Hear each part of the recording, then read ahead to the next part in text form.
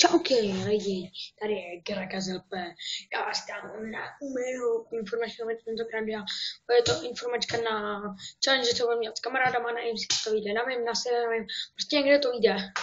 No, ještě, když tak na jiných účech to může být. Ale takhle, budeme točit Jelly Bean Challenge. Budeme na to 4 dohromady, pak Banana Challenge. Všechno tam bude vysvětlený a ještě nějaký konzerva challenge.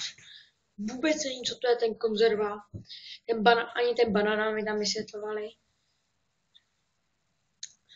Samozřejmě.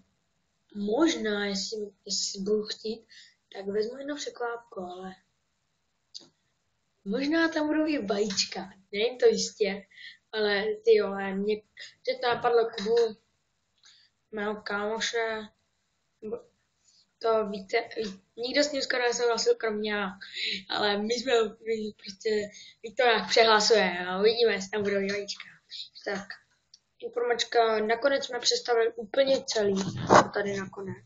Koukejte, tahle postava byla dřív tady. Tady byl tamhle ten stůl, s tím byla P18. Tady nebyla televize, teď tam něco jede zrovna. No, a tohle by bylo k informace všechno. Že vidíte úplně přestěhovaný ten můj pokoj a takhle. Takže čau.